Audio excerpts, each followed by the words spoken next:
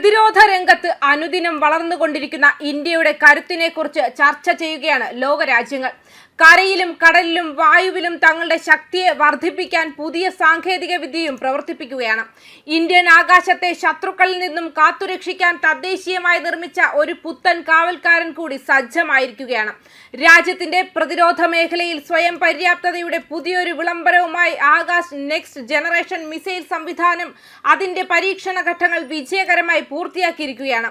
പ്രതിരോധ ഗവേഷണ വികസന കേന്ദ്രം ഡിസംബർ 24 നടത്തിയ ഈ ഉപയോക്തൃ മൂല്യനിർണ്ണയ പരീക്ഷണം വെറുമൊരു മിസൈൽ പരീക്ഷണമല്ല, മറിച്ച് അത്യാധുനിക വ്യോമ പ്രതിരോധ ശേഷിയിൽ ലോകത്തിലെ വൻ ശക്തികൾക്കൊപ്പം ഇന്ത്യയും തോളോട് തോൾ ചേർന്ന് നിൽക്കുന്നു എന്നതിന്റെ കൃത്യമായ സൂചനയാണ്.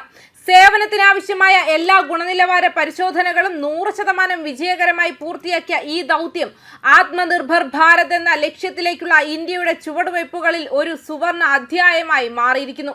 ശത്രുരാജ്യങ്ങളുടെ പോർ വിമാനങ്ങളെയും മിസൈലുകളെയും നിഷ്പ്രഭമാക്കാൻ ശേഷിയുള്ള ഈ മിസൈൽ സംവിധാനം വരും കാലങ്ങളിൽ ഭാരതത്തിന്റെ അതിർത്തികൾക്ക് അതിശക്തമായ ഒരു കവചമായി മാറും.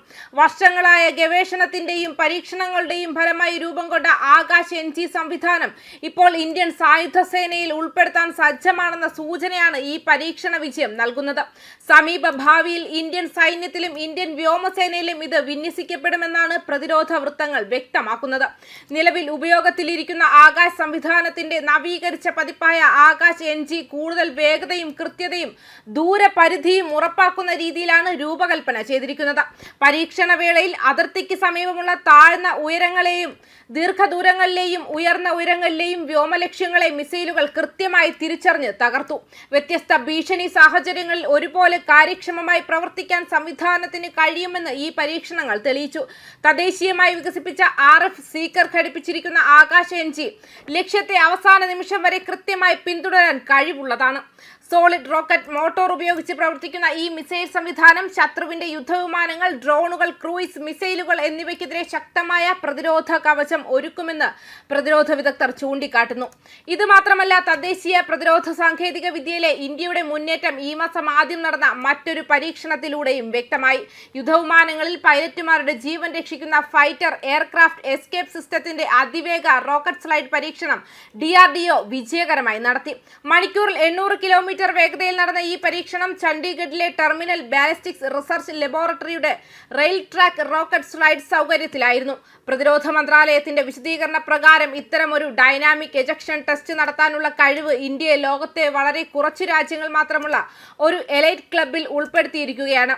സ്റ്റാറ്റിക് പരീക്ഷണങ്ങളെ അപേക്ഷിച്ച് ഏറെ സങ്കീർണമായ ഈ പരീക്ഷണത്തിലൂടെ എജക്ഷൻ സീറ്റിന്റെ പ്രകടനം, മേലാപ്പ് വേർപ്പെടുത്തൽ സംവിധാനത്തിന്റെ ഫലപ്രാപ്തിയും യാഥാർത്ഥ്യ സാഹചര്യങ്ങളിൽ വിലയിരുത്താൻ സാധിച്ചു.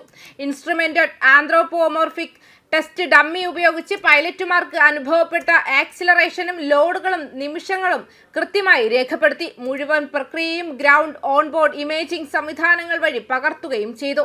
ആകാശ് NG മിസൈൽ സംവിധാനത്തിന്റെ വിജയം മുതൽ അത്യാധുനിക എസ്കേപ്പ് സിസ്റ്റം പരീക്ഷണം വരെ ഇന്ത്യയുടെ പ്രതിരോധ ഗവേഷണ രംഗം ഇന്ന് ആത്മവിശ്വാസത്തിന്റെ പുതിയ ഘട്ടത്തിലേക്കാണ് കടന്നിരിക്കുന്നത്.